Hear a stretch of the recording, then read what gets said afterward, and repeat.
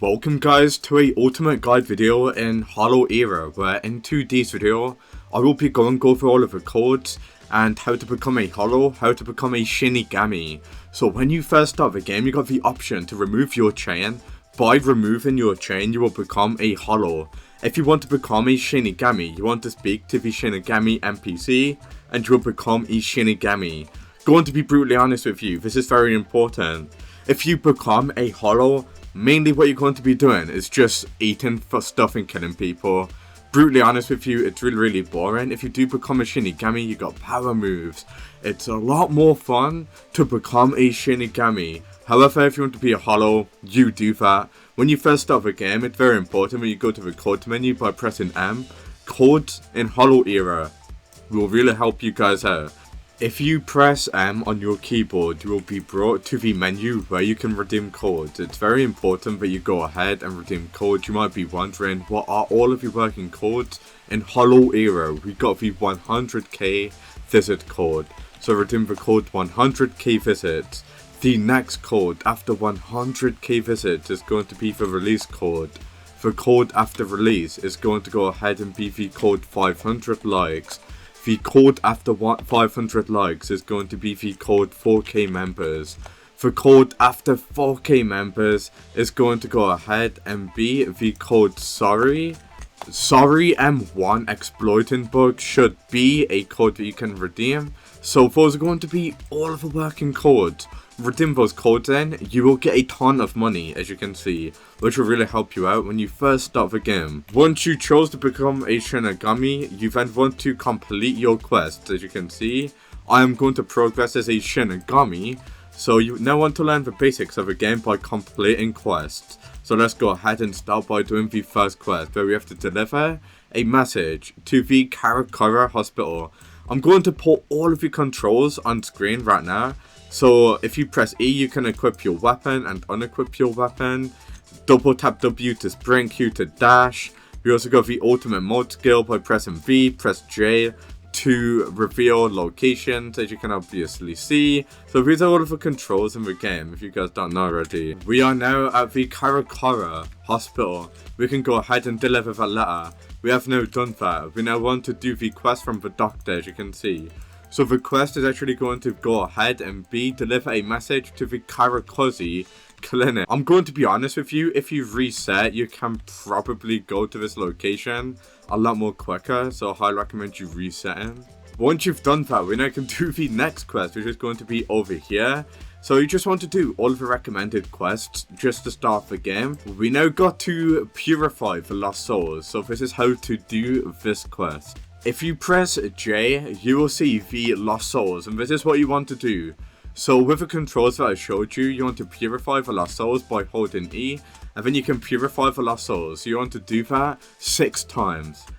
One more lost soul to purify. Let's go ahead and purify this soul. There we go, we have now completed that quest. And now you want to just keep on doing the quests. So if you don't know how to do these quests, I'm just going to carry on going through these quests.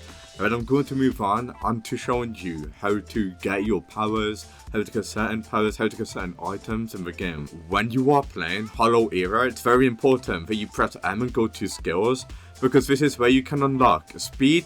So speed is going to be very important because you gotta go around the map a lot to complete your quests. So I'm going to buy that, and I'm also going to buy speed 2, speed 3, and I'm also going to buy speed 5 because it's very important. Something else what is very important, guys, is going to be your sword. So if you are the same as me, if you are using a sword, you want to upgrade your sword power just like that. And the more skill points you get, the more overpowered you will become. So if I'm going to be honest with you, I highly recommend you going through the skill. If I'm going to be brutally honest with you, I highly recommend you going through the speed skill tree to get started off with, because you do gotta run around the map a lot to complete your quests, and as you can see, our speed is actually improved. You see what I mean, guys? This is why speed is very important for early game. We gotta go so far, we gotta go to the North Bridge now to complete the next quest. So I highly recommend you just spending your first few skill points on speed so you can get these quests done a lot more quicker. Then obviously you can start spending your skill points on other stuff. This is what I mean when I tell you to upgrade your speed in your skill tree. Everything is so far away, and honestly, most of the time you're just running to the enemies, if I'm going to be honest with you. There we go, defeated a hollow. That was actually really easy, if I'm going to be honest with you, and we did actually level up from there. So whenever you level up, you do get a skill point, just to let you guys know already.